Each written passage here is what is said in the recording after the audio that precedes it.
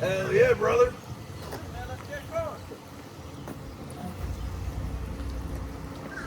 Couch talk.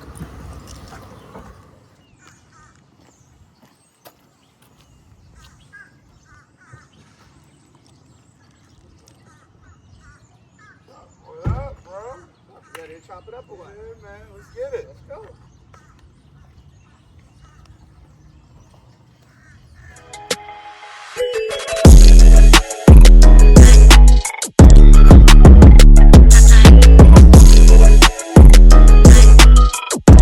You know what I noticed too? The blue makes me look a little slimmer and it makes my eyes pop. Because I was looking fucking chubby the other day in my Spawn shirt, and that like really upset me. 'Cause I Well, was like, I'm gonna be honest. You looked a little scary when I got here today. You know, I don't know. The blue definitely did, make you look better. it makes my eyes pop.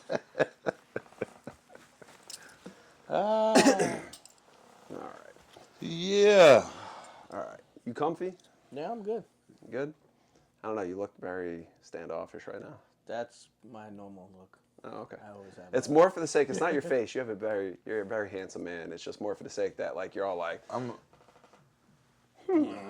That's always me. I'm always like locked in. He is.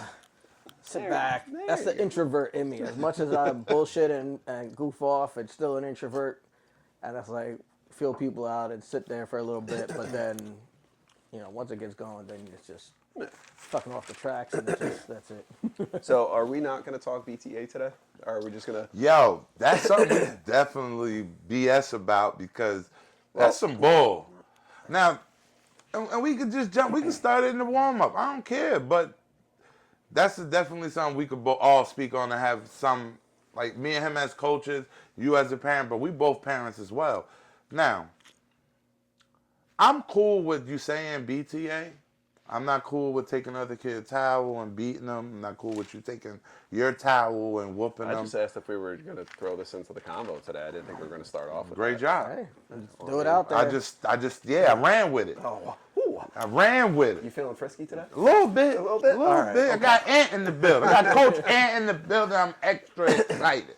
Well, hey guys, welcome back to another episode of your 2B favorite podcast about youth sports and etc. Today we are here with Coach Anthony. Coach Ant. Coach Ant, what's going on? I was going to say hi to the people. Hi, people. How you doing? Hi, viewers. We are here again with my handsome co-host Coach Sayon. and your boy, Rory. We'd like to again thank you for coming back and showing support. So today what we're going to do is we had Coach Ant come on. Wait. Can't just bust out like that. You kind of just... This is our second guest. We gotta acknowledge that. So, Welcome, Ant. Welcome! Coach Ant. Welcome! thank you. Thank you. Second host on the Couch Talk, bro. Happy to have you.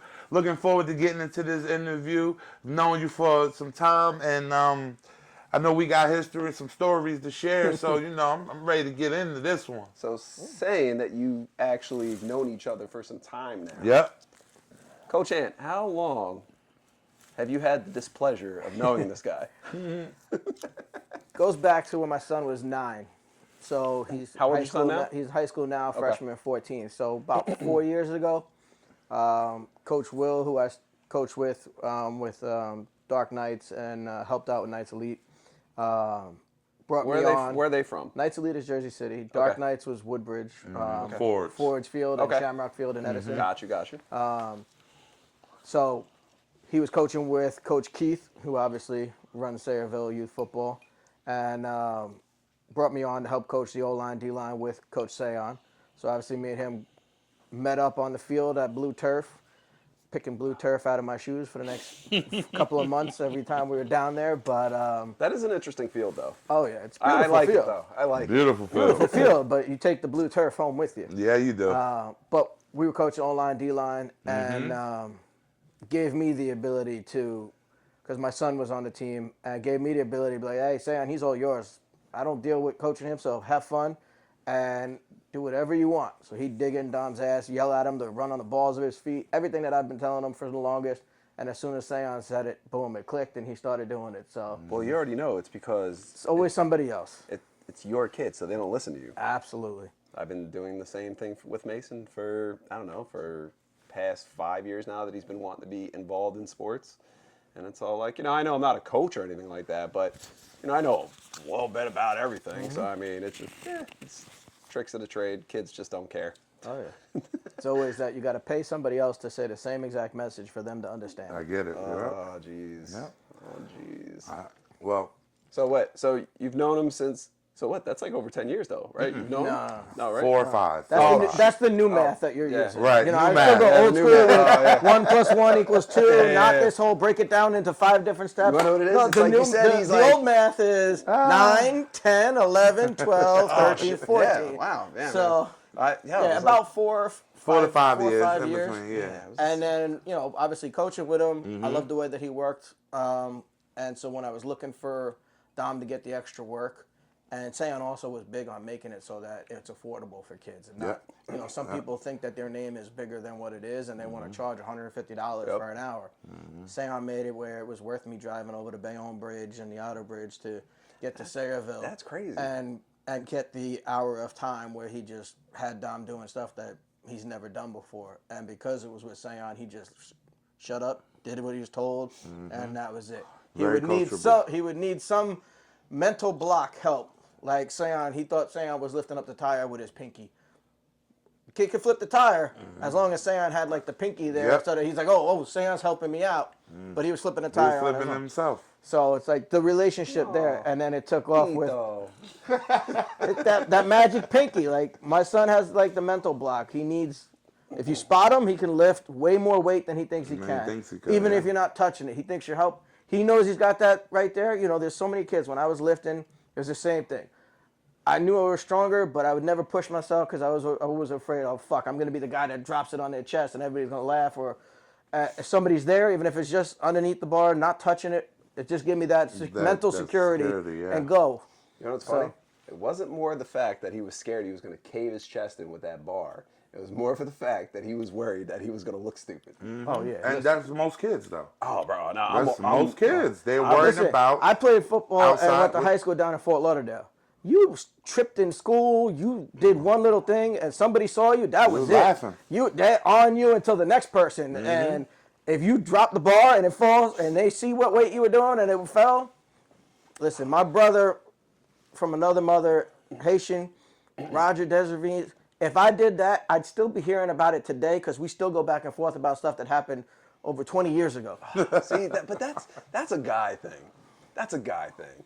And it's, guys don't get enough. Like, that's females. What you don't understand is that this is how guys relate. And, like, this is how guys, like, communicate. And that's our love language with each other as men. Is that we sit there, we make fun of each other about dumb stuff that happened to us as kids, because that's the only way we've ever been brought up to come together.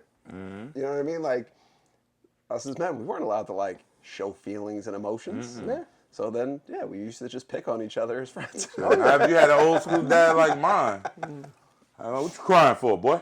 Straighten up. A bit of bitch, come on. So, Coach Ant, how long have you been coaching for? Helping out has been a long time just because we're big in Florida. It was big helping out, volunteer, and helping out varsity would help coach JV, stuff like that. But officially with it, I started the Bayonne Rec program for wrestling Oh, shit. 9 years ago. Nice. I got suckered into coaching soccer for a season. I like good- soccer. I don't. The only good thing about coaching that soccer season is the group of kids that I was lucky enough to have. 3 of them ended up coming right over to rec wrestling with me to help me build it, where I had 5 kids in the room. The other one, his son, that was on my team, he runs the rec department. So talking with him, he helped me get it started and gave us the facility and everything, and really helped as a big supporter. So the group of kids that we had on the soccer field, as much as it was like, oh, well, your kid's not going to play if you don't volunteer because we don't have enough coaches. I'm like, I don't know, soccer. I got kicked out of soccer because I was tackling people, and my dad's like, "Nah, you want to go to football? Yeah, You yeah. can't do that here. You go to football. Okay, bye. See you Well, I later." heard tackle. They're like, no, that's a slide Yeah, tackle. no, You hit the ball. It didn't work for me. So I played for like 2 years, and then I was like, "Yep, go over to football." But so coached soccer for 1 year, but that 1 year led to me building the rec wrestling program and building it up to where it's now a big time feeder program for Bayonne High That's School. dope. That's dope. So what's up? I want to say Word. that's I- dope. I Yo, was starting lu- up something like that from scratch to then bring, and it's still running to this day. Oh, yeah. That's a super big thing. The big thing with that is I had the right partner, and Marcus Jones, who's still there on the high school staff. He was coaching actually my son this year on JV. Nice. And then bringing in certain parents to help out. Like right now, the one leading it is coach, very good guy who's just sitting in the hall.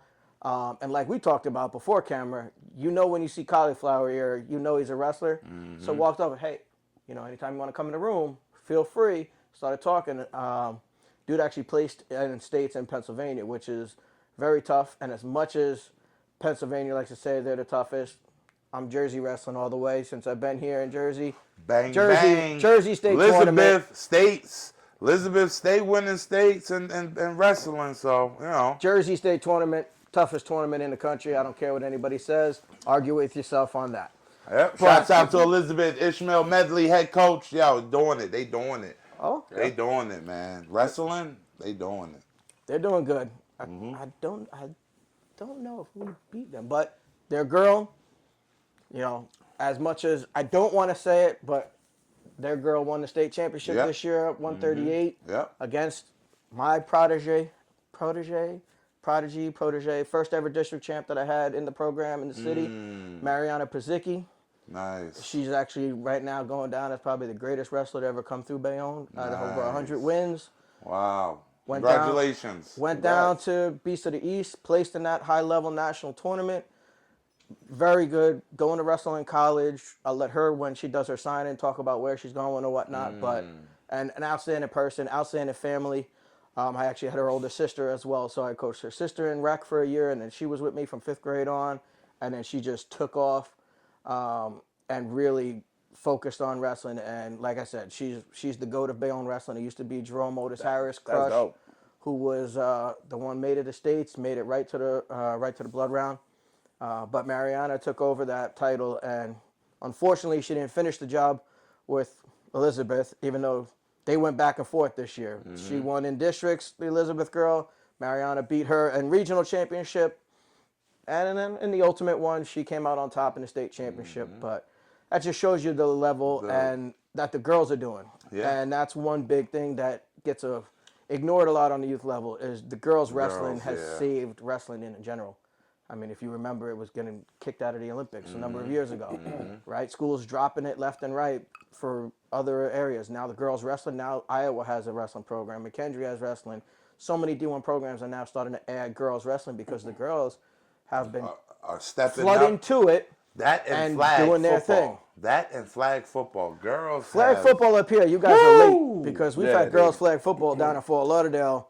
I graduated in 03, and we've had it as a legit Not team even girls flag for a football, long just time. flag football in general. Nah, but I'm saying girls. But the are girls getting coming. into it and Yes, really yes. skill-wise, Yes. very, very high-level skilled players.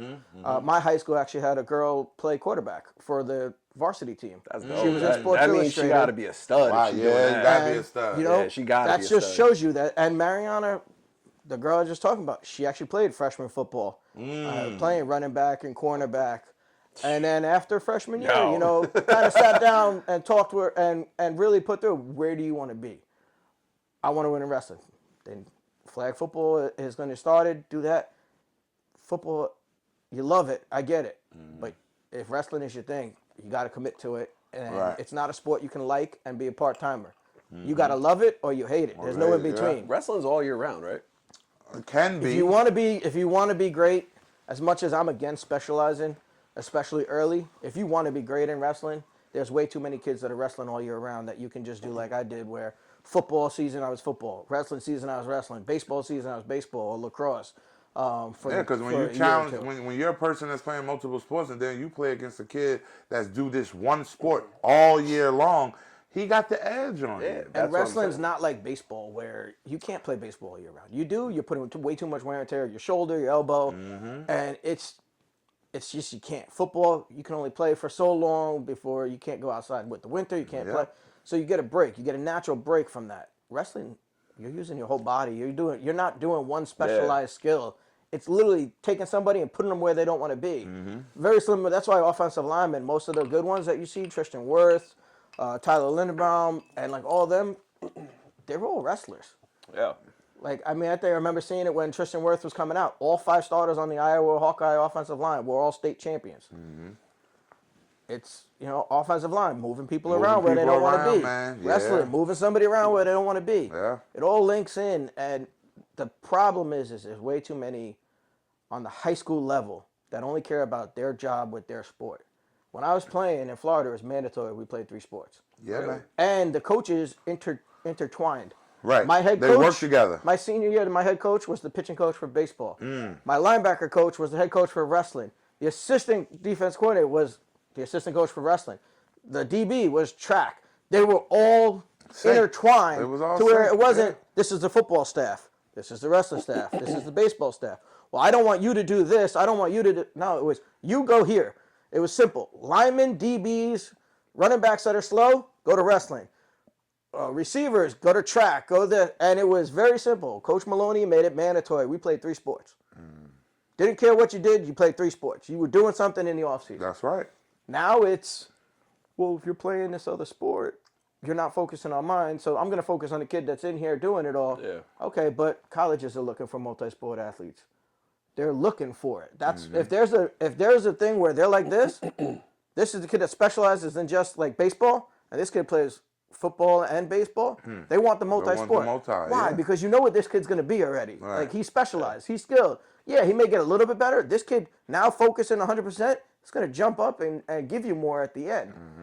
And it's just now it's too many coaches are just looking at what they want for their season, and hopefully, little by little, it breaks down the walls and where there's a lot more. Like I know in my town, Coach Hayes, Jerome Hayes, been a godsend to the program. The last 2 coaches before, sorry, didn't like them, didn't feel like they were building the right culture or anything.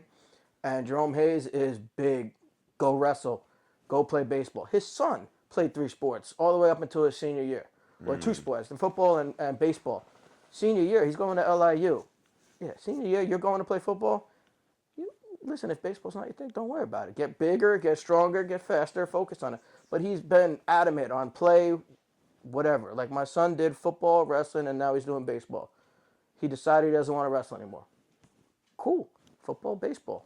There you go. Have fun. You figure out what you want to do in high school. Yeah. Too many coaches don't give the kids chances to figure out what they want to do. Let them figure it out. They're going to drop their least favorite sport and focus on the ones they want. And maybe after sophomore year, all right, maybe I don't want to do this. I only want to do this. Let them do it on their own. Don't force them, because then you're going to end up disappointed, and you're going to end up having a kid that is doing something he doesn't want to do. If you don't love it, you're not going to put the extra work in. Nope. That's so true, Coach. I wasn't expecting you to go off. So sometimes it happens. Yeah. No. Because I was all like, I definitely, because we hope you want to come back.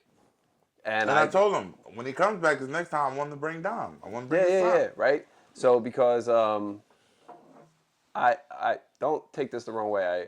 I appreciate your tutelage, but the reason why we wanted you to come on is so we could introduce you and give more about you. So then when you come on, people already know the background to you. You know what I mean? So like, I definitely wanted to make sure we just hit on like you for a little bit first. You know what I mean? Like, but that's the seat, and this is what's going to lead into this next question. And I can see how passionate you are, and there's not a lot of coaches like that. So like, what we want to know is, people want to know is like, what made you want to become a coach? A lot of it is, for me personally, it's doing what I didn't have. My parents split up when I was 1.5. I was born down in Florida. When they split up, My mom went up to New York and obviously went with her. So for me, sports was a thing for me to try to get my father to come and see more. We'd see on the weekends, they'd fight every weekend, this and that. But at sports, he could be on one side, my mom be on the other, and this and that. So for me, not having my father there as much as seeing everybody else's dad and parents there, and we were very fortunate growing up that my family, when we came up, took me, my mom, and my sister in, and because of the hard work that my uncle Vin did in his career and providing for his family, they lived in a well-off area. So for 8 years, we were in their basement apartment that they had, and I was going to a nice school. Well, because my aunt and uncle were comfortable and giving their kids the life that they wanted, we weren't that. I grew up getting donations from the church, welfare, the glow in the dark cheese with the wire cutter. You get the two cans, one silver that just says pork and one can that just says beans. You mix them together for pork and beans. Powdered My milk. man. Powdered milk. Bro, you sound like you grew up like a black guy. Hey, listen. Bro, because word My is cousins bond. would put together bags of clothes, send them downstairs. All right, this fits, and that's it. My mom literally would give us a $5 budget at the Salvation Army, and that's where we went school shopping. I'd buy a 25-cent shirt, this and that, whatever. Struggle. It's just how we were. My mom, single mom, working. My dad never really stepped up until he came back up and had a good job with New York City EMS, and then we automatically got child support, but that was always a battle. So my mom did what she could. So for me, it was, I always wanted the presence. I wanted the support, the involvement. So when my son decided he wanted to start playing sports, I'm there. Coach T-ball, I help out with T-ball, jump in and take over the next year and coach him all the way up until I feel like he's old enough where he needs to listen to somebody else. Same thing with my daughter. So for me, getting into coaching is me being able to provide for my kids what I wanted growing up that I didn't have. So as much as, yes, I love sports and I want to pass on the knowledge and this and that I've learned and grown, it's really just being there for my kids that I wasn't able to have.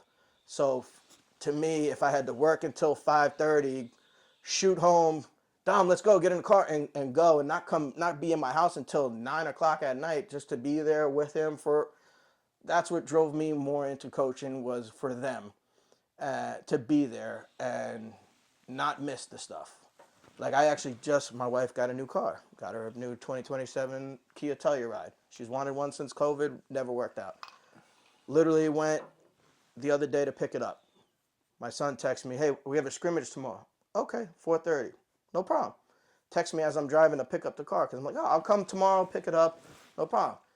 I'm starting the scrimmage. So first game action for high school, for freshman team, I'm starting the game. Going to dealership, yo, listen here. It's up to you if I'm leaving with this car right now. I got to be out of here by 3:45 because I got to be at that field for 4:30. I'm not missing the first pitch. Yep.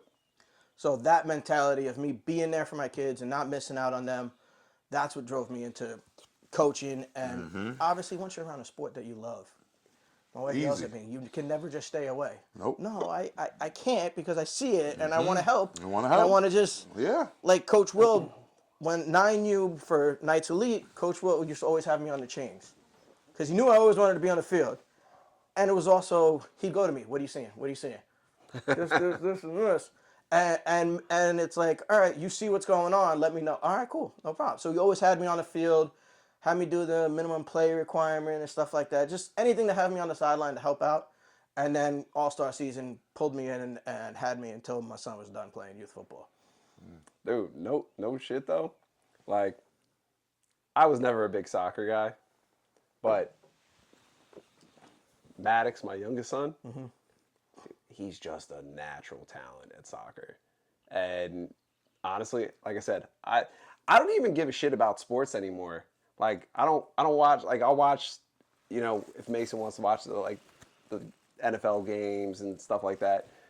I would much rather watch my kids play than anything else.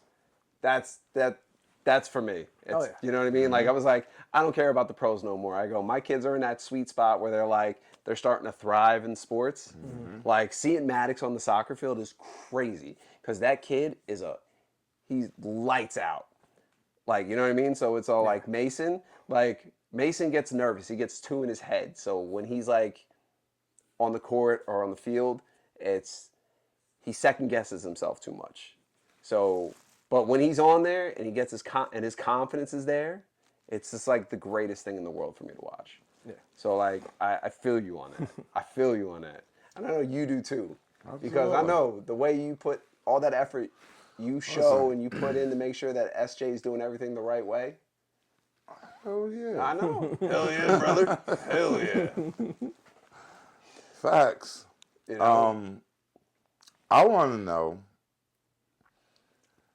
what made you entrust in me to train your son. For me, it was the way that he responded when you would tell him to do the same thing that I told him.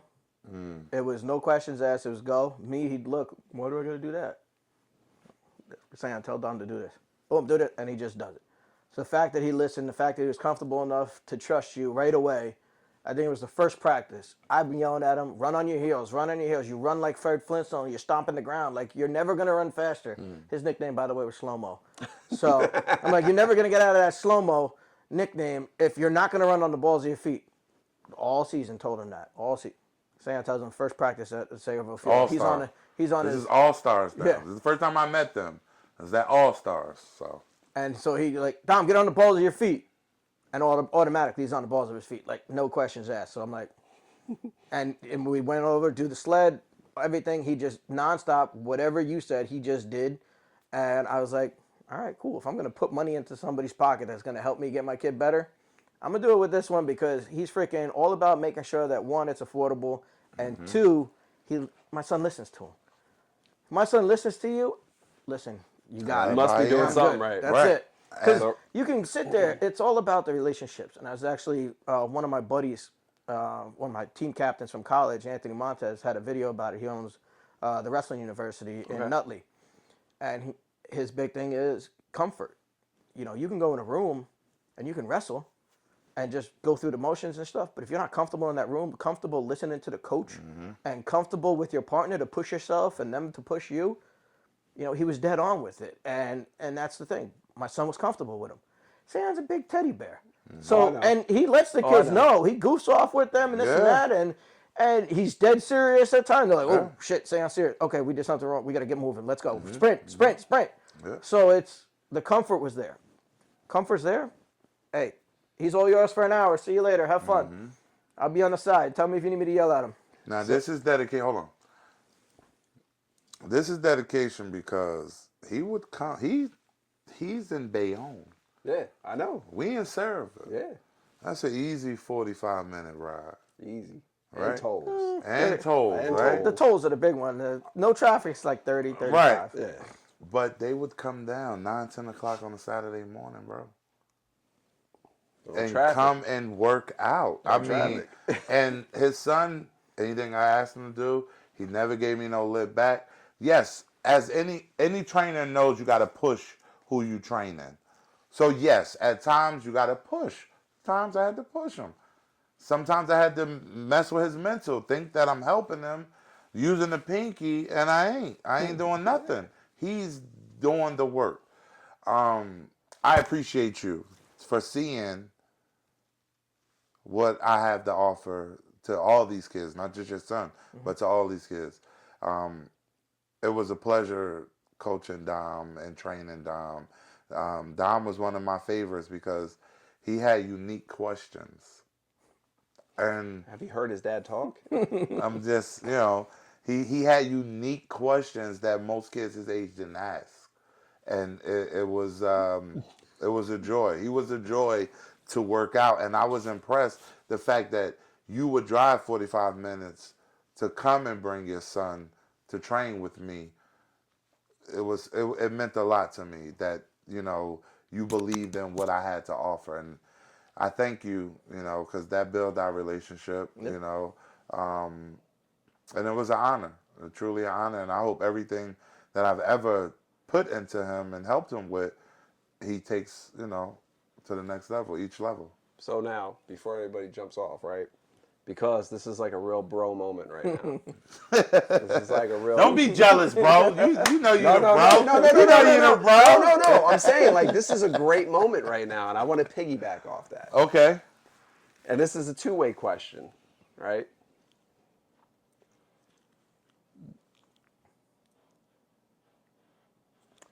Can you feel it? Like, so obviously you worked with him before. You guys worked. Yeah, we with coached each other. together. Yeah, you coached together.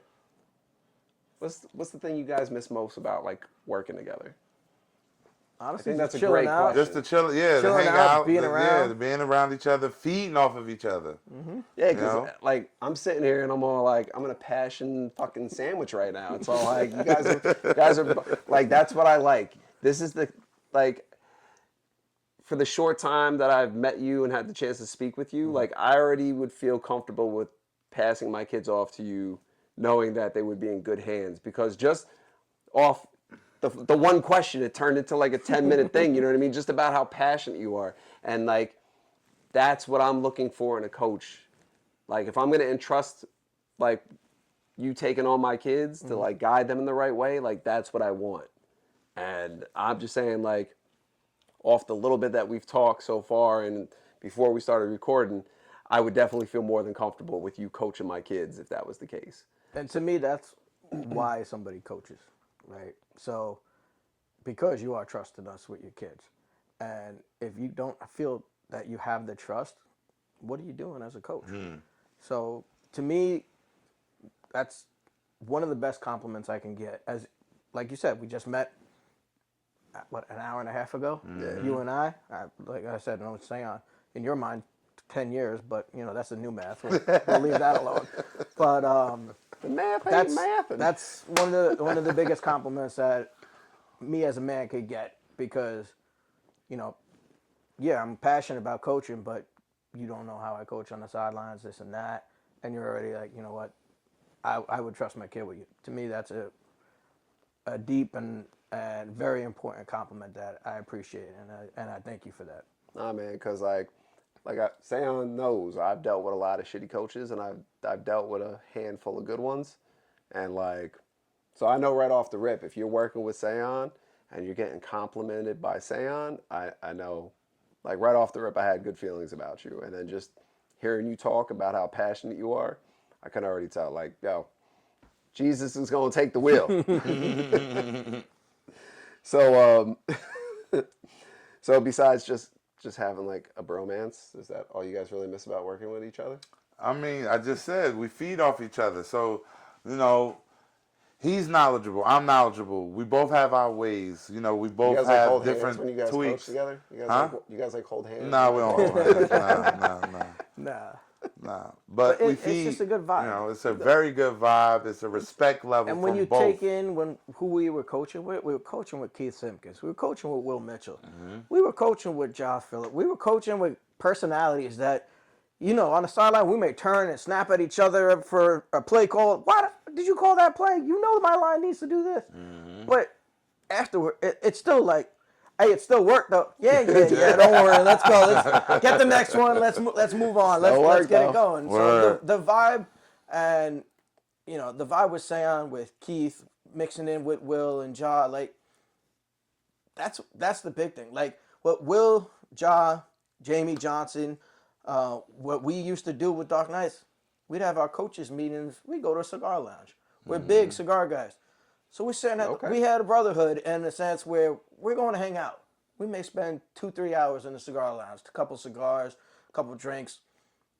We may talk football for 10 minutes that whole time. Otherwise, we're talking about what's going on in life, what's going on, what game's on the screen, if it's basketball or and C, call him C, John C. Alabama. I want to make sure his name's there. But it's just the vibe, the brotherhood that we had.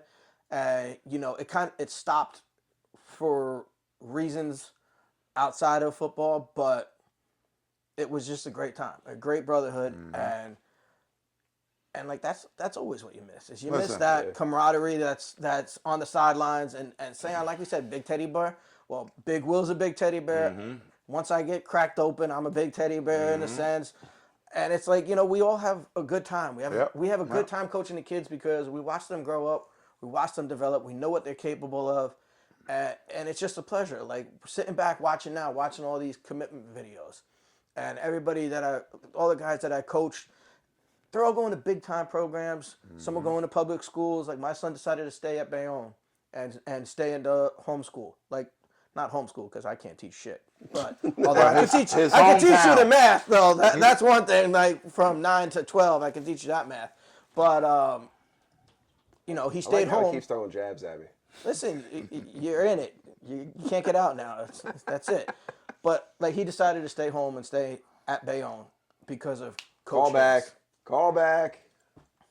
That's a beautiful thing. Yeah. Kid represent his city.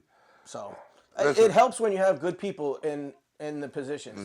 Coach Hayes is an outstanding person. I trust him with my son.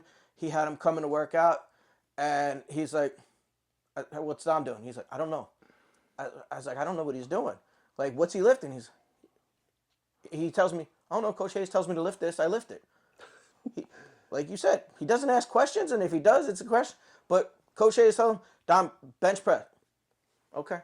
And just go. Like, he is that type of person, and my son will just listen to whatever he says, no matter what. Coach Crush, who this year didn't coach the program, but, we were lucky enough that our new AD, Danny George, is a Hall of Fame wrestling coach and led the program. And Marcus, who I had with the rec program, outstanding assistant coach for me with the rec program and a partner more than an assistant coach. We're building that up. Right.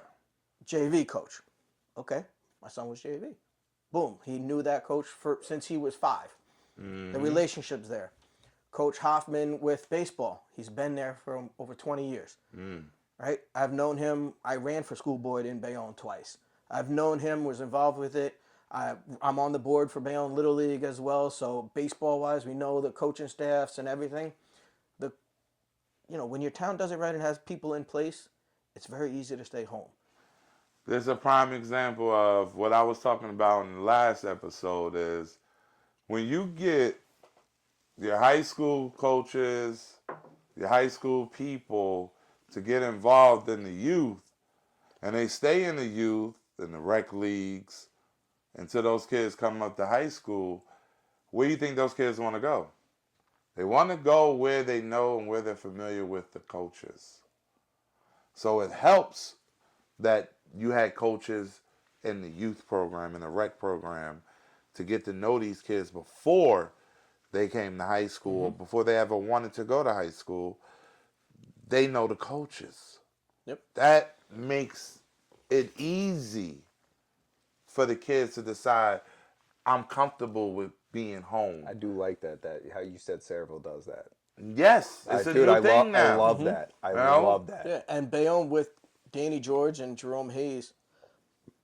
Excuse me. That's why I'm wearing Sayreville tonight, baby. Sayreville pride, baby. That's why I'm wearing Bayonne. Cause there you go. It is what it is. Gotta be proud of where you're at. Where you at, man? But Danny George and Jerome Hayes knew that football culture in Bayonne had to change. So what they did was they started the junior Bs. So you got yourself the middle school program. Guess what? Mike Neveth was on the freshman staff with my son this year. He was running junior Bs. So now you have the high school staff helping out with the kids juniors, coming up. Yeah. Now we're able to keep more of them. And, the youth program still needs, in my opinion, to be revamped because you're not playing real football when you do the weighted stuff. And staying in a conference where it's just not that good. Like, me and you, we coached national level football and unlimited football, like real football. So many people talk against the unlimited football because, you're putting just a big guy back there and trying to get him tackled. What's stopping that for somebody to do that in high school? If you're going to go a freshman and play on varsity, Sayon right now, maybe back in the day, but would be a running back if he could be fast enough because they're just going to pound the ball. You got to get used to tackling people that were bigger. Yeah. And we had a running back bigger than me. Yeah. You got a coach that doesn't want to spread the ball or you don't have a quarterback because then if you don't have a quarterback, you got to adapt your plays and understand you're going to be run heavy and hope that quarterback can get the 1 or 2 play action passes off to your playmakers. you got to pound the ball. You're going to pound the ball with a guy that's going to wear on that defense or somebody's not going to want to. We played a team in Delaware, had a tackle Sayons size at 11 years old. Jesus Christ. And they ran right behind him the whole time. And my son had to block him and Sean Sanford. Outstanding O-line, D-line kid. I'm not sure. He hasn't announced where he's committed to. But he played for Brick City, came over to us for the Dark Knights, and last year played for Montclair. But outstanding kid, outstanding offensive lineman, defensive lineman, who was with us on Sports Farm for the Jersey Boys. Yep.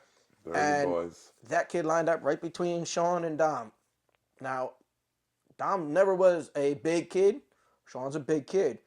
Those two had a long day of trying to block him. But guess what? The 13U team, or whatnot, 13U back in 9, when we were 9U, we went to West Philly. The two kids that were in Sports Illustrated saying the two biggest 12-year-olds ever were both Sayons size. There's a lot of big kids here. Like, that whole weighted stuff, all right. It actually, in my opinion, detriments the high school program. Take Bayonne, for example. We have a kid, Cedric Brazil. Kid is a monster. Great kid. I don't even know him all that much, but other than the fact that he'll go up to my son when he sees him, hey, Dom, how's it going? Now, he's a superstar player for us, and I think he's a D1 talent all day. He had to play the line all through youth football because he was just too big. Freshman year, he's a running back, but he's got to learn how to run the ball now on the high school level. Instead of doing that on the youth level where it becomes natural. You know my running back that I've coached the last 3 years. Jordan. I didn't coach last year, but Jordan Johnson is arguably the best running back in the entire Northeast for 8th grade. Yeah. And he announced that he's going to Erasmus Hall.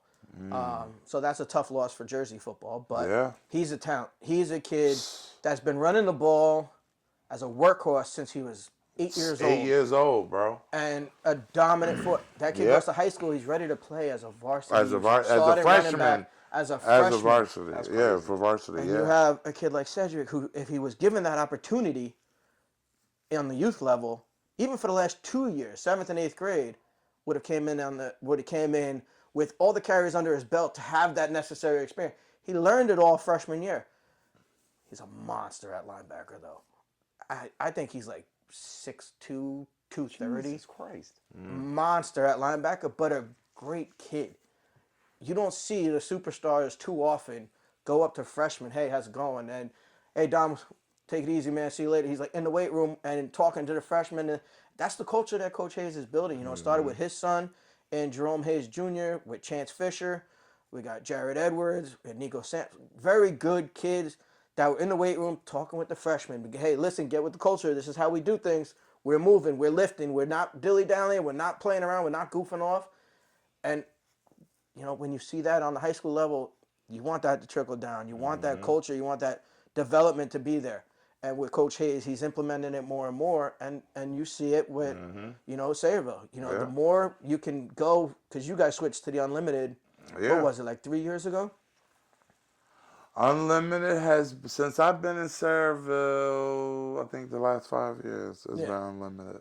So, and when you're unlimited, you're able to put the kids in a position that you think they're going to be in high school, and now they're going to get the development time. It's very tough to develop in a new position in high school. Yeah. That's what youth football should be, developing you for the next level. The next level is high school after youth. Then high school, developing you for college, and in college, hopefully, you're in that top 1% and you go to But the then doesn't pros. that kick into the fact that most of the coaches that volunteer don't know what the hell they're talking about anyway? Well, it's the same thing with refs and umpires. There's a shortage. You know, we actually had in Bayonne, We speaking of refs, you know why it's a shortage? It's parents, coaches, riffing at the refs, but I hate to say this, refs got to be held accountable too. Oh, yeah. They're human beings, just like coaches are human beings, parents are human beings. It's But people also need to understand it's still a game. still a game. There's no reason to be shooting on a run because of a game or chasing them in the parking lot. Chasing them, Threatening to fight them because of a bad call on the baseball field. Absolutely. Right? We actually lost a very good umpire in Bayonne who took a lot of senior league. a short battle with cancer, and he was a great guy. Played for Bayonne for baseball, outstanding. The kids all loved him. We lost him as an umpire. We were already short to begin with. Then we had another one who had a medical procedure, so she's out for a while. So it was on us on the board that some of us stepped up and went to take umpiring course and get the classes so that we can help out and ump. Yeah. So I've done it, and learning the game baseball from umpiring. I was the first one arguing with umps all the time. You know, I was always on the line judge. Hey, the center's moving the ball. Is this and that? Like, I'll get on those little things. Now I'm seeing it with baseball from the umpire's point of view. It's like, all right, yeah, it's not that easy to call that low part because the catcher does block. Like, that breaking ball moving that late, like, you know, I saw it this way, even though you might have saw it that way, yeah. And it's like, you know, you just got to remember, first of all, half the time, it's Little League. It don't matter. Everybody makes the playoffs. Like, parents, coaches, fans, a lot of parents take the calls too personal. A lot of the umps are kids that are just making extra money, especially in the summertime. And you're yelling at them because it wasn't a strike. Well, first of all, relax. You guys have like teenagers coach. First, when we do summer league, we'll have some of the high school kids will come down, make a couple extra bucks, manage the ump the majors games and stuff like that. We'll have them because summer ball is a lot of time. What we do at summer, we do like a summer sandlot in Bayonne. So it'll be pick a team. Or the teams come, and if there's like 12 total or whatnot, hey, you go over here, you go in that dugout, you go in that dugout, split them up. All right, let's play, let's have some fun, and have one of the teams coach or be the ump. So it just gives them some extra cash in their pocket in the summer, and the kids get to play a game and have fun. It's just keeping the ones that aren't doing other sports involved in the sport, and you know it's better to be involved in the sport than to go be hanging out on the street. And maybe getting up to no good, or just be sitting in front of the video games. It's the summertime. Be outside. Go play a game. Go play ball. I used to never be in the house until the lights turned on. Before cell phones. Yeah, but it used to be the 1-800-CALL ATT. Hey, Mom, I have to handball courts. Don't accept the charges. Love you. Do you accept the charges? No. Bye. We add a baby. Collect call message. We add a baby. Collect call message. You don't know nothing about that. I know you don't. What? You get a pay phone, you gotta get a message to your mom or dad at home. Did you not just hear me say we add a baby, it's a boy? Oh shit. Oh, no, I ain't hear that. Do you not remember the dime lady? Dime, yeah. I'm old as hell, man. Bro. Yo, every Friday night I used to get dropped off at the movies and I used to use the payphone to call my dad or my mom to come pick me up. I'm ready. Rory, I'm ready. Don't accept the charges, Mom. I love you. Bye. Mom, come pick me up. Come on, man. Dog. Yeah, I remember that. We used to do that. That was a classic. Get the message home to mom and dad. Don't accept the charges. Blah blah blah blah blah. Say as fast as you could. That's the thing. You had to tell your mom in the message. I told my mom before we left. I was like, Mom, I'm gonna call you collect. You're gonna hear the name. Well, in the beginning, yeah, we used to say don't accept the charges. But as we went on, they already knew we call and collect. Just listen for the message. You know, so. Oh, man. I remember you always had to carry change on you so you could make a call. That's why you did the call ATT. Call ATT was the best because everything was right down the middle. Right, you didn't have to try to remember the number. Want to call ATT. Okay, boom, done. See you later. Now, I don't know why y'all made the name time 30 seconds, but that was enough time to. I think. Shit, give me 5 seconds. I was at the handball course. Love you. Bye. Right, but 30. The name they lost out on a lot of 30 money. Seconds. I think they knew. They lost out on a lot of money. They knew as people. They knew if were somebody doing mistakenly it. said yes, they got you. They were charging you Right, like they were charging 30 cents a 30 second. cents, yeah. Dude, oh, man. It's like, remember when you used to have to use dial-up to log on to AOL? I didn't really have computers until I got to college, so. Sure, you were supposed to have. But you always got the AOL trial, and you never actually got the membership. Go to her house. Hey, here, put this trial in. I want to get on AIM real quick. All right, here's another one. I got another one in the mail. Use this one. I want to get on AIM. Thinking about it, it was so slow back then. Oh, and then somebody picked up the phone while it was going. Don't do that. Mom, get off the phone. I'm trying to go online. Oh my God. Try to go in this chat room and get some ASL. It was fun. That was wow. Then you go over to your friend's house that had money, and they had a separate line just for the computer. Wait, your mom's on the phone. Well, you're not going to... No, don't worry about it. We got 2 phone lines. I was like, damn. And I just got the one with the long extension that when my mom got pissed at me, throw the damn heavy receiver and then pull it right back. Pull it back. Man, You figured out real quick how long that cord was. Oh, it goes right here. And then you're like the dog standing on that line. You can't get me, you can't get me. And she figure out how much on the whip on the end of that cord it would be. I know I can get another 6 inches. Go ahead, stand on that line. What?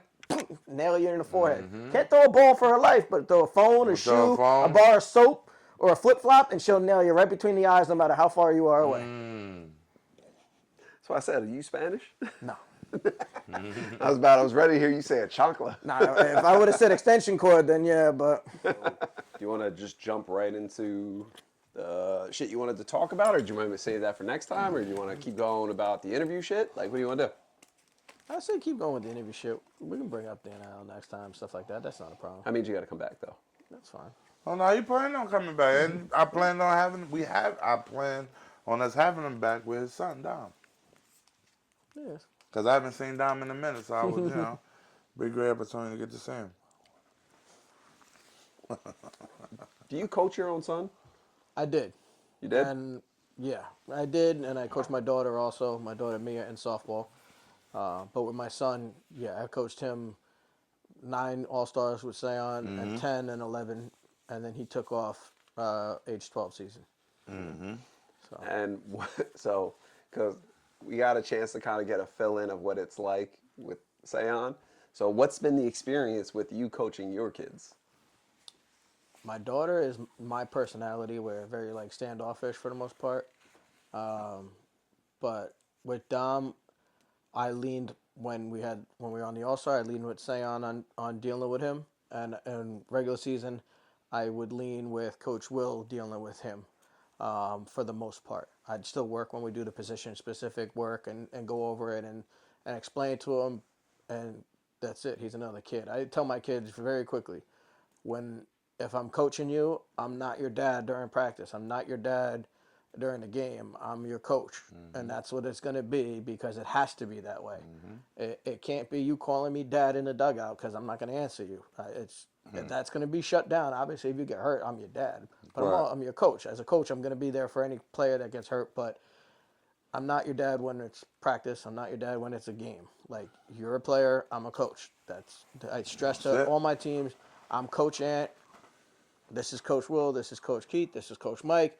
You call us Coach Mike, Coach that. There's no other words being used. No yo, no hey, no dad, no mom. That's not the case. Yeah. And it's worked. I never, in the years that I coached my son, made the decision on if he was the starter or not. I removed myself from that decision. I left that up with Coach Will. I left that up All-Stars with Coach Sayon. I said, here's who I think are the best linemen. Center position is all yours. I'm not involved in it. So See, I think that's a very important part, because it's difficult, wanting to see your kid play and get time in, but then being able to be competent enough to be like, hey, maybe this isn't the best fit in this situation. You know what I mean? Like, It's only complicated when your boy isn't where he needs to be. Yeah. And that's when it was most difficult for me as a parent and a coach. We all want our son to be that guy, to be the starter. But when I first started out with S had to learn. He had to develop into being a starter. He didn't start my first few years coaching him. He was one of the 10-play kids. And this is where some people be like, yeah, because you didn't work him when he was young. No, I didn't want him to dislike it when he was young. So I didn't press him. I didn't make him do. And as you see, it worked, because he loves football. He loves sports. And that's what I wanted him to do. I wanted him to find his love for the game, so that he don't have a problem working hard to be good, to be great. So SJ, it was rough having to have my son on the sideline, and not even in basketball. Same thing in basketball. He didn't start. And what do you do for your? How is that helping your son when he's not that good, but you start him? How does that help him? I mean, I guess it puts him in a position where he either needs to have that self-realization that, hey, I shouldn't be the one starting, or that he But takes that as a challenge. He has no control of when he's that young. He has no control of when he starts. No, but what I'm That's the saying coaches. is, but like you said, when you throw him in, I think that's what it is. It's more for the sake that it's a self-realization thing, or it gets to the point where the kid goes, "Oh shit, I got to start stepping it up," and then, like perfect example, Aiden. Aiden is on Maddox's team, but then he plays up with Mason's Us, team. yeah. Yeah, that kid's a stud. Mm-hmm. You know what I mean? Like, He can handle both levels. Yeah. So as a sixth grader, he plays on a sixth grade team, and then he also plays on an eighth grade team with us. yeah, like you know what I mean? It's just at that point, like he's a perfect example of, hey, I want to do this, so then I then have to step up. Mm-hmm. He's not lazy. No, Like that he's kid, a hard worker. that kid works his ass off. Like I'd be talking to his mom, and she'd be like, "Oh, before practice or whatever, like if the game's on a Saturday." I get mad with her because I think she overworks him sometimes. No, but he likes it though. Kids don't know what's best, and some moms don't know what's best. Yeah, and a lot of these moms, they let people chirp in their ear and tell them things that they think is best. Certain workouts you shouldn't do before a game, right? Don't be running no hills before no game. Don't be heavy lifting before a basketball game. First of all, what's gonna happen? You can't. Your shot gonna be off because your muscles is tight if you was lifting. Your legs gonna be tight if you running hills before a game. Your body needs to recover after a certain kind of workout.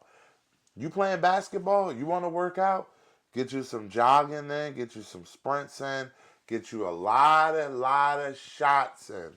More shots than any running. You in basketball, get your shots up.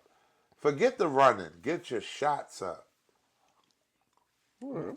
For me, with my son, they put him at center at 9U because they didn't have a center. The kid that previously did it didn't want to do it anymore. Nobody really wants to play center. They Dude, put him center's there. a fucking low-key underrated position. Yeah, they It put him. is. You teach your kid how to be a long snapper, he's guaranteed a scholarship. Well, that's one of the things that he actually does like doing is long snapping. So when he was 9, it was first time playing football, and Coach Job, he's like, you know what? Can you snap the ball? He's like, I don't know. Gave it to him, and he just snapped. And listen, he was not the strongest. He wasn't the fastest. He wasn't the best.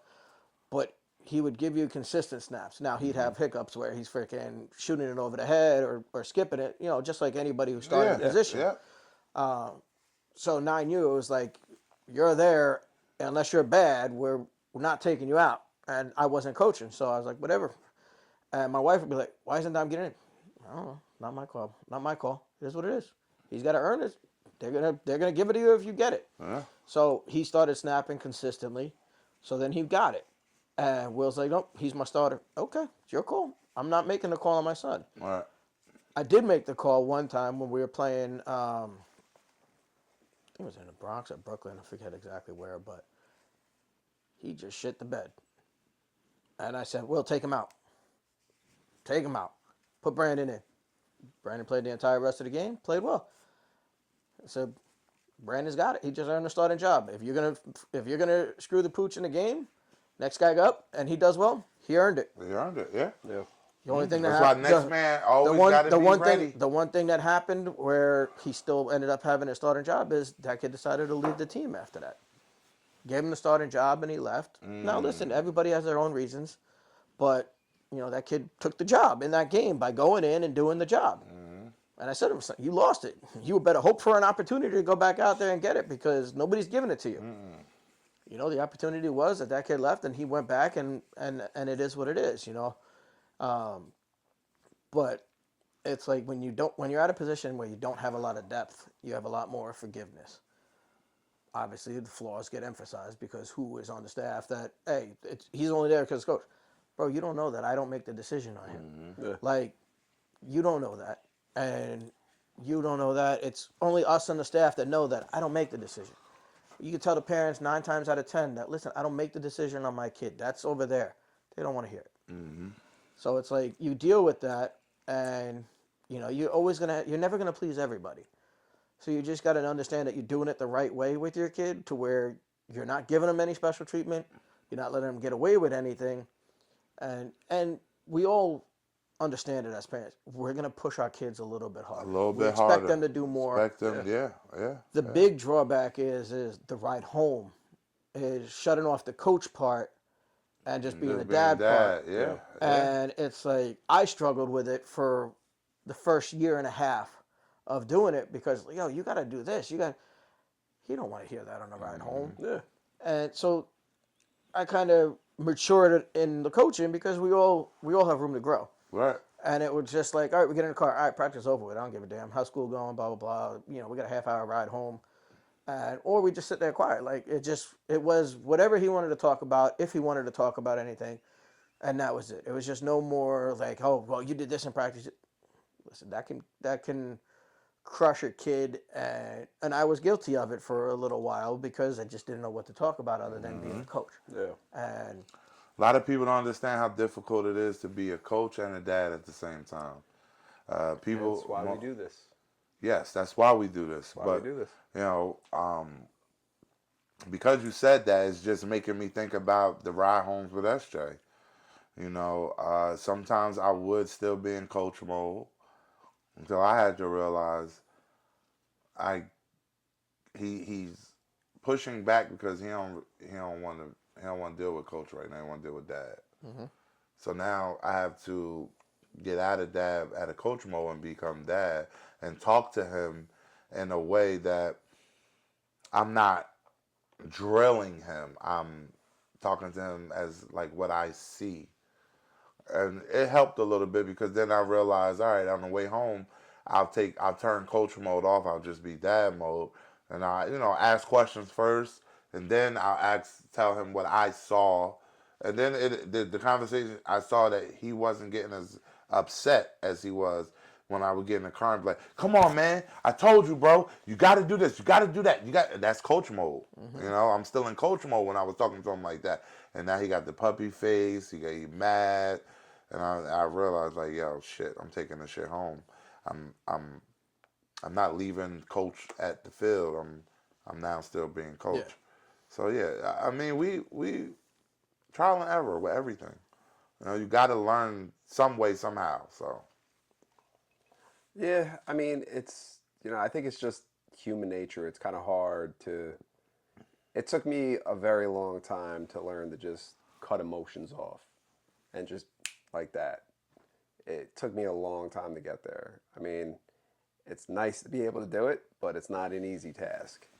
And it's not something easy to do. So, I mean, I give you guys credit for being able to, like you said, it took you like a year and a half. Mm-hmm. You know what I mean? I know it took you some time. yeah, it took me some time. mean, but hey, at the end of the day, we got there. But you know why it took me some time? Because I had to keep seeing my son being upset. And I realized, like, again, I'm being coach. Yeah. I have to flip that switch. So when you see your son in a upset mode and you're like, damn, that's not what I'm trying to be. I'm not trying to have him upset right now. Yeah. I want him to just talk to me. I just want to flip back and forth. And then you got to realize, like, oh shit, I'm basing at him. I'm yelling. I sound like coach. Mm-hmm. Let me sound like dad. Yeah, but I mean, like I said, you got to give yourself some credit, though, both of you guys, because it's not an easy task to do. So, I mean, nobody's expecting you guys to be perfect. But, like I always say, look, Those other parents are. Yeah, Hey. some of the parents always think that you're giving your kid a shot. Like you're giving your kid special the benefit. treatment. Yeah. But when you go, and my daughter will tell you, when I managed her softball team, I was very simple. The 4 pitchers that we had, go throw with the 2 assistants. My daughter was one of them. They're gonna tell me who had it in the warm-ups, and those are the ones that get in the chance. If you didn't have it in warm-up, then you didn't go. No. So my daughter didn't pitch as much as she wanted to. I said, you didn't show it to the assistant coach. It's not my call. I asked them who threw well in bullpen. You didn't throw well. That's not my fault. Mm-hmm. That's your fault. You didn't throw well in the bullpen. You throw well in the bullpen, you're on the list, boom, I'll throw you. You don't get any special treatment because I'm managing. I'm dad. That's right. so then, I know we've been talking about a lot of, like, crucial stuff, right? But I do want to kind of spin it, and I want to talk a little something, and this is for both of you guys, right? What was one of your favorite moments and it's like I said, double-headed question for both you guys. What was one of your favorite moments coaching your kids? I know you have just SJ, but I know he has a son and a daughter. Yeah. For me, for my daughter, she wrestled for me for 2 years. She always was kind of at a disadvantage because her weight class, she's built like I was, so a little bit more husky in that sense. So she faced a lot of guys that, with her age and stuff, athleticism and strength, the advantage was always there. So she took her lumps a lot. Okay. We went up to Caldwell, and she faced a kid that was like on her level, and she wrestled the whole match and ended up pinning the kid and came over, and nothing, like she shook the hands, this and that, and then came over and just was in my arms. You would think she won the championship, and to me that was one of my favorite moments. The same thing with my son when he got his first match in Kinnelon. He won his first match. He went all season getting the crap kicked out of him because brand new to wrestling, this and that. Won his first match, came right over like when I'm like, to me those are my two favorite because it was nothing but they were proud of what they accomplished. It wasn't a team thing because wrestling, as much as it is a team thing, it's an individual thing. I could yell the instructions, but you need to be out there and you need to do it. So they did it on their own. And the biggest thing, and I was lucky enough that I had parents that kind of saw what was going on and sent me a picture of my daughter in my arms holding her and this and that. Same thing with my son. That's the best. I mean, we went down to Florida all 9, 10, 11. Those 3 years, we went down to Florida for the national championships. And yeah, don't get me wrong, those are great times. But when I look back and I'm like, what do I remember the most out of like those 3 trips besides losing in the national championship 11U on the last play of the game? I remember taking my son to Disney Springs and just sitting at this Italian restaurant right on the water by where those little amphibious old school cars going out.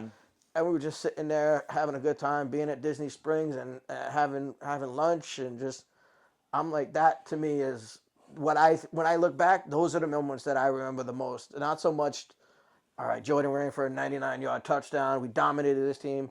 Right. Like we played in the national championship against Bullitt Academy in Texas. Powerhouse. Parents, me being the only white guy on the staff, it was me and Coach Will in the front of our kids waiting to get on the field. Parents Now in he's my identifying face. as white.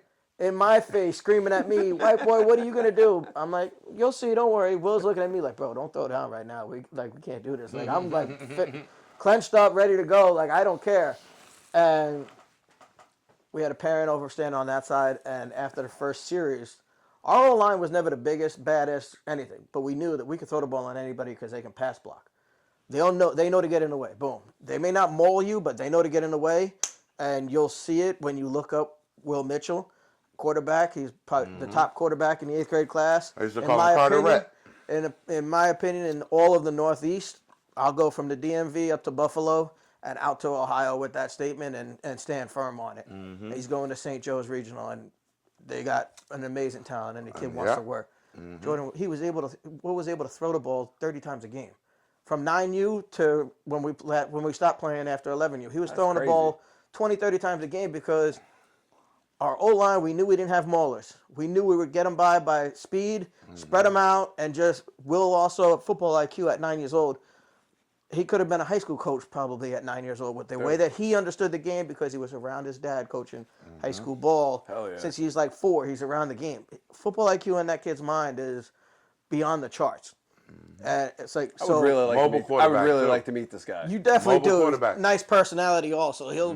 He's a showman. Hey, I mean, just put it out there. Mitchell family, we Mitchell will family, be coming for you. I would love to have you on and pick your brain. And I'm telling you, it's all 4 of them, not just Big the whole family. Will, I'm not just Rima. It's also Dallas because she is a volleyball star, and she's jumping into the flag football game too this year for Carteret. So listen, Mitchell family, I don't just want little Will. I don't want little Carteret. Yes, that's what I used to call him, Carteret. When I first started training him, he was living in Carteret, and that was my nickname for him to get him out of his little funk. I love that kid. Big Will, I got you, dog. I'm gonna hit you. We want you. We want your wife. We want your little girl. We want the whole family. She's the only Dallas that wins in that that he knows. So be ready for that reach out. Be ready for that reach out. I'm just saying, like, especially that now finally the weather has broke. Mm-hmm. Like, you We're know, going to start doing some stuff outside. yeah, we was just talking about that earlier with how beautiful it was today. Yeah, man. And yeah, you know, we would love to do something outside, maybe do a little barbecue action. Bro, I would love a barbecue. You know me, man. Don't the tease grill me with a I good time. I got the grill outside. Don't tease. I got a slab of ribs and a gonna baby come? back. Barbecue, I'm always down for barbecue. You know, I got a baby Listen, back in the when we were freezer. talking about just being down in Florida, Disney, I always found a barbecue spot here, and listen, barbecue is me. Hey, listen, Barbecue you know, is the next time I go to Florida, I gotta go find somewhere that sells gator. Oh, I hell want yeah. to try some Hell yeah. gator. Not that and hard. I It's want to not try that hard. I've some had gator gator. plenty of times. Huh? Yeah, I've had gator plenty. You don't got to just go to Florida for gator. No. I'm saying I've heard that's where they do it at. Nah, man. Gator, ostrich, elk. No, I want All gator. that. I want You gator. wanna I know what want it is? gator. They got it. So at my job, right? We have I service this one account on Fridays. It's called Wild Fork. Okay. Wild Fork does all the specialty meats, and Where is that? you gotta look it up, but Okay. they're all over the place.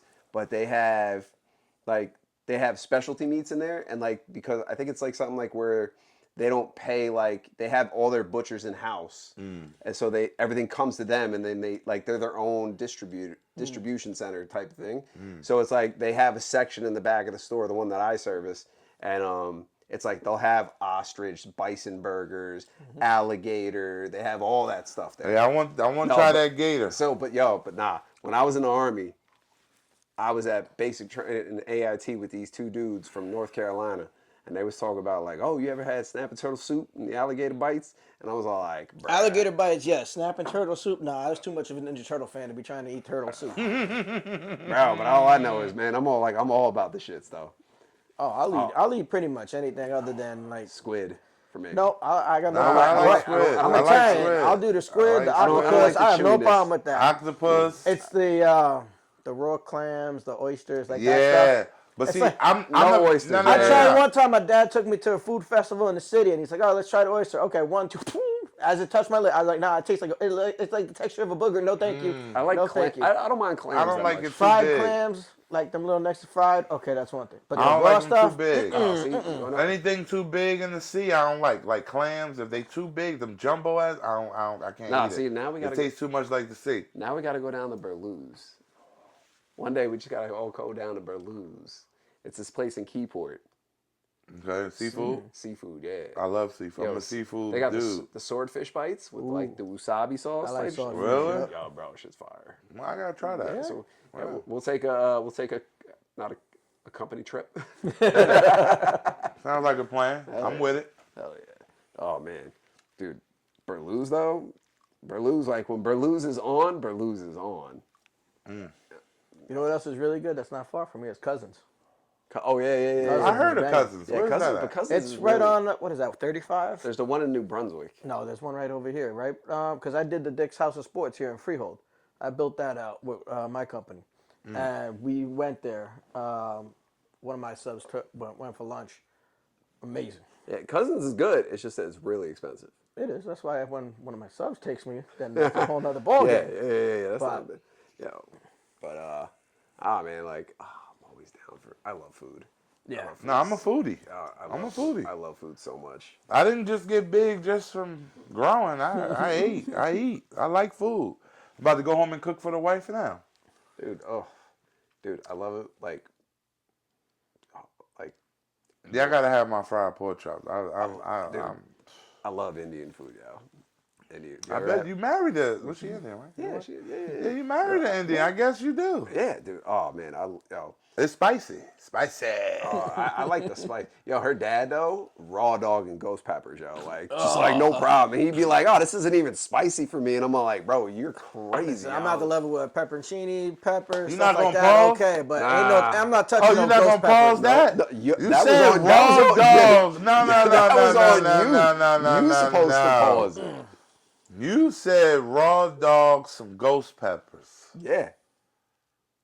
That deserves a pause. Okay, well then it's All on right. you to pause it. All right.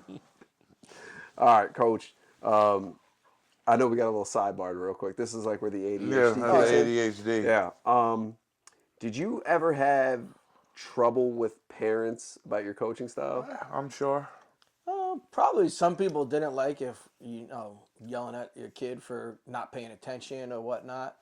Soft. But nobody, If your kid ain't paying attention, nobody maybe that's a ever- you problem. I mean, nobody ever came up and said, "Oh, I don't like the way you're doing this or that."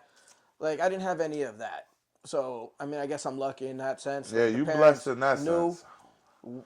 like, if I was yelling at the kid, it was for a reason. It's not like I'm just Do yelling you for no have reason. to yell so much, But, Coach? Yeah, I mean, Yeah, because and your rotten ass little kid don't listen. I had one instance in Little League where the parent was yelling that the kid kept being subbed into the outfield, and that was it. He wants to play the infield. I'm like, well, have you watched your kid practice? He No. can't. He doesn't get in front of the ball. He's gonna get hurt playing the Gonna get infield. hurt, yeah. If instead of when you dropped him off and you turned your back to the field and you were on your phone the whole time, Right. maybe you would have You paid know, attention pay to understand attention. that the outfield is where he's got to be Hold for on. his own safety.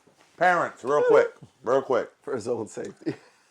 Coaches, put your kids in the position that best suits the team and them. Meaning, they try out, the coach sees how they move. Everybody can't be a running back. Everybody can't be a receiver. Everybody can't be the quarterback. Some people going to have to sacrifice to be a lineman. And coaches have to find the ones who are willing to be linemen. Because we got to beg and argue kids to be linemen, yo. That is a tough thing. I don't right? understand. I never understood that. It's all like, yo, I mean, not Because trying. it's not a glory position. not No, a Kids right, don't, right. kids don't want it. But that's the thing. We need to start glorifying And the that's what importance of the O-line. Listen, Well, it's the Since- same thing with since outfield I in started- baseball. Everybody wants to think the outfield's a punishment. Well, where are the No. highest paid players on the field Yep. besides pitcher?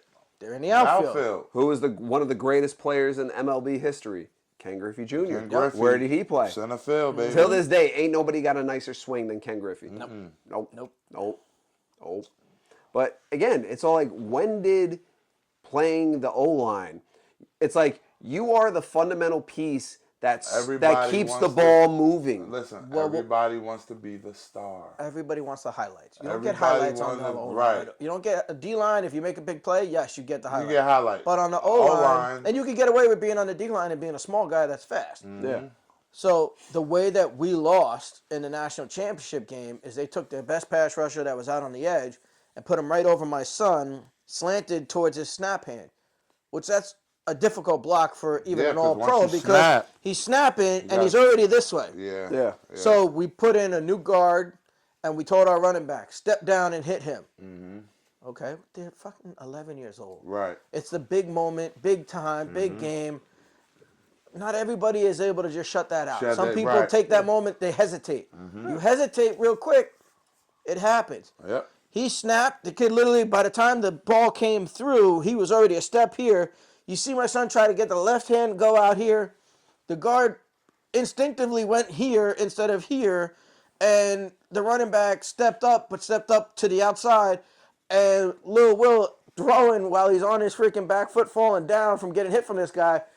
Well, just 5 yards short of the kid that's in the end zone, and we lost. All right, so here's a very important question. But that speed and size is he's like that on the D line. You can do that on the O line. You can't put a little guy and think that he's going to block a big guy. anybody. Look, right, I got a very important question, right? Speaking of this, because I always told Mason, I was like, if you ever get put on the line and you're over the center, what I don't understand is that once the center, he comes up to the line, right?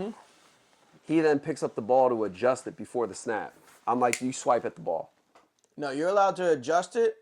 He can't take his hand off the ball. Or pick the Once ball he up. starts to snap it, I used Is to that do what it it all is? the time as a kid. Once he starts to snap it, yeah, you could try to swipe, but you're wasting your wasting momentum and energy momentum. trying to swipe at the ball because Right. it's very unlikely since your helmet's got to be behind the ball, which means your hand in the stance is back and your other hand's right here behind your helmet.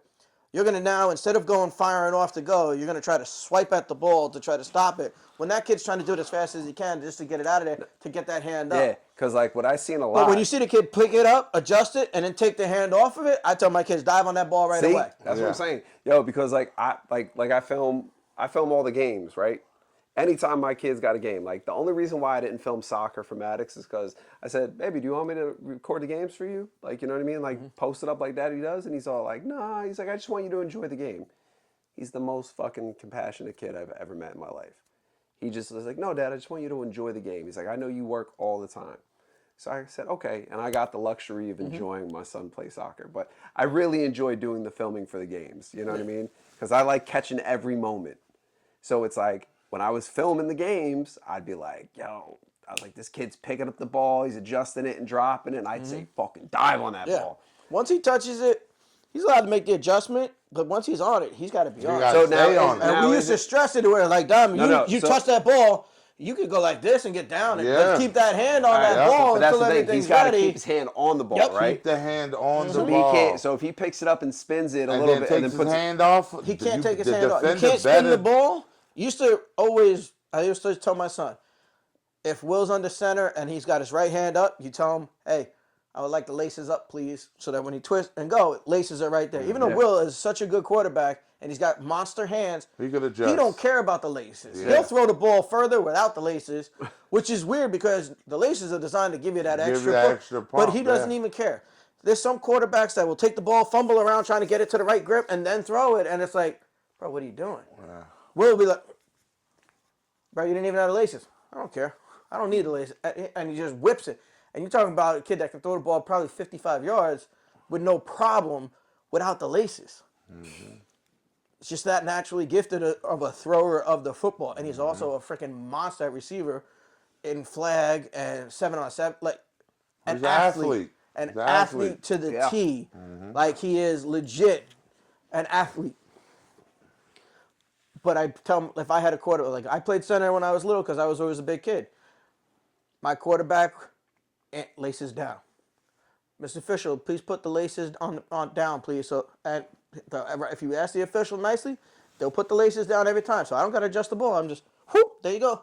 And he's got it, and he's ready to go. Yeah. You shouldn't have to be playing with the ball too much. So if you start playing with it, it leads to, let your hand off.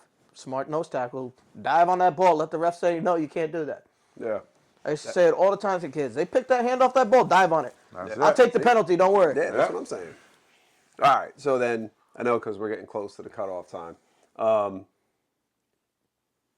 What do you feel was your greatest achievement as a coach? As a coach, one thing that me and Will share a common philosophy on is you're raising your kids through football to be great young men. I like And that. the part of being a great young man is being able to have difficult conversations.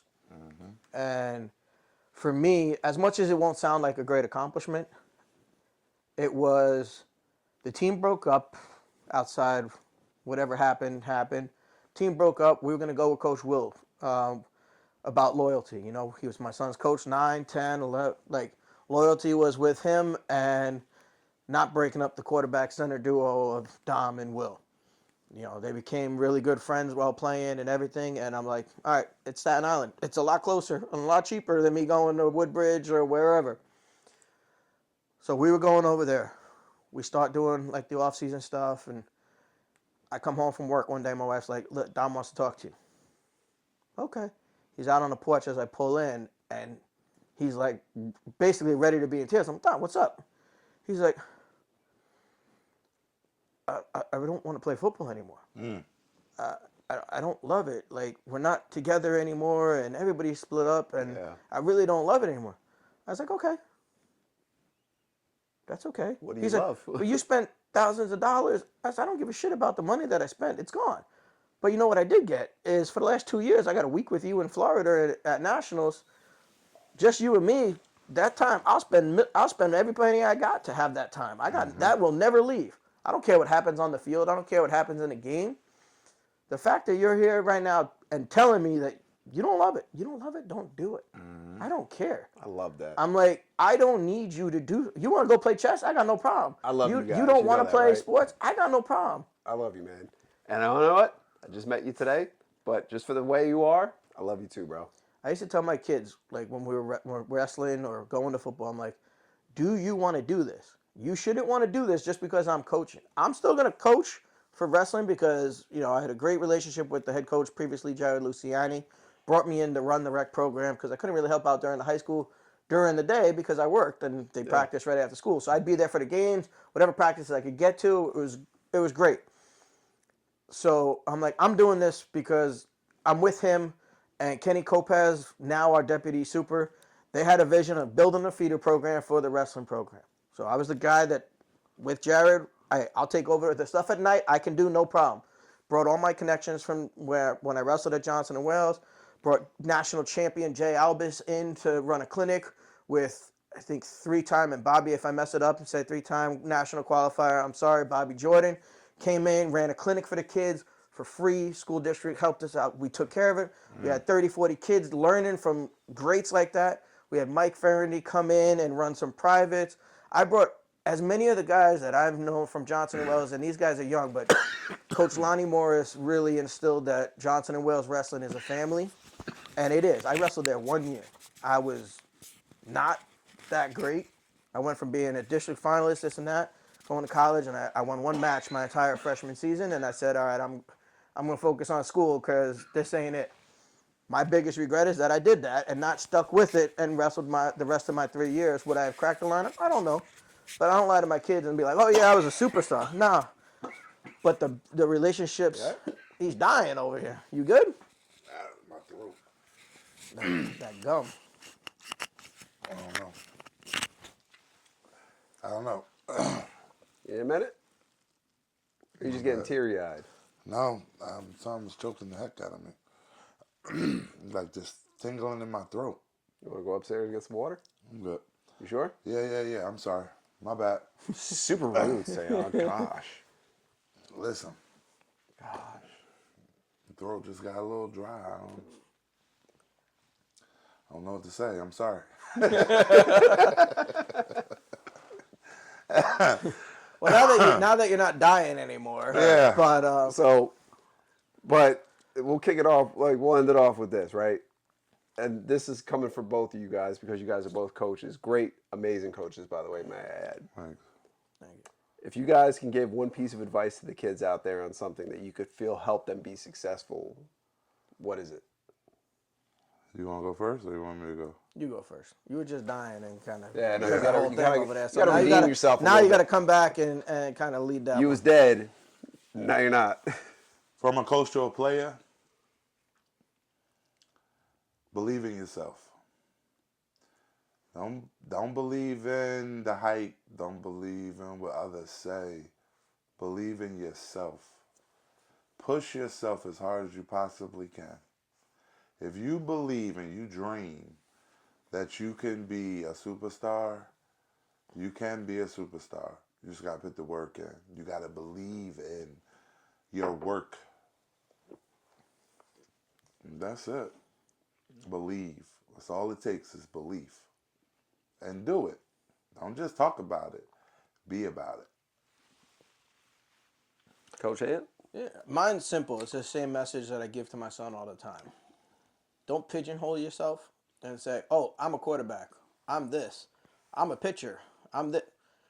Coach asks you what position you play. Where do you need me, coach? It's that I'll simple. get you on the field quick, coach. It's, you may think you're a third baseman. They need a first baseman. You pigeonhole yourself saying you're a third baseman. That kid that says, I'll play first. Now he's playing and you may not be getting as much time. Or I'm a quarterback. All right, you run in and think that you're a quarterback because you played in some rec level league where you were an MVP and this and that. Now you come to a team that has a Will Mitchell at quarterback and you're upset you're not getting any burn. That happen. You pigeonhole yourself. So be coachable. Understand that you may think you're a position. Trust the coach. He's going to put you in the position that's going to best suit the team, best suit you in the long term. There are kids that I wish would have listened to that advice. There's a couple of kids that I'm like, yo, he's going to be a corner when he gets to high school. I don't know why he only wants to play quarterback and receiver. Like, he's going to be a corner. He needs to just focus on that. You don't listen and you try to go somewhere to play quarterback, and guess what? It doesn't work out there. So really, who was it? Whose fault was it? Don't pigeonhole yourself. Don't say, I'm only this. No, coach, where do you need me to play? If you have limitations, you say it. I talked with my son's freshman coach, Jesse Matos in Bayonne. Where does Don play? I said, he's a corner guy. He's left field, right field, first base, third base, and pitch. And if you tell him that he's not a pitcher, he'll probably get behind the plate and learn how to catch. He's not really an up-the-middle guy speed-wise, but he's a corner guy. He's like, that's freaking awesome. I love the versatility. That's what I want. Like, that's what coaches want. They want you to be versatile. They want you to be open to playing where they think that you fit best. These guys are there because they're qualified. Now, some parents may think they're not, but they are. Somebody actually thinks that they're qualified to be the coach. That's why they hired them. And trust that they know where your son or daughter will play and have the most success at that position. And if you as a kid can be coachable and open to playing new positions, that will get you on the field that much quicker and stay on the field that much longer.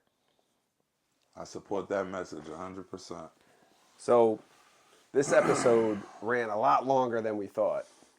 And Coach Ant wanted to touch on some subjects that we obviously didn't get a chance to touch today. So at this point, it's kind of, we're like twisting his arm a little bit. So Coach Ant is going to have to come back. You know, and My pleasure. We're happy to have him. I'm happy to welcome you into the house. You know what I mean? You seem like a great ass guy. And like I said, just off the way how passionate you are, I would be more than happy to have you coach my kids. Thank you. So at that point, you know, everybody's got to start wrapping up, but we appreciate you coming and having a seat with us at Couch Talk. That's it. Thanks, Coach Ant. We appreciate Coach you, Ant. bro. Thank you, guys. Appreciate hey, it. I hope you guys have a wonderful day and enjoy the rest of your week. We'll see y'all soon. Peace. Later. Peace.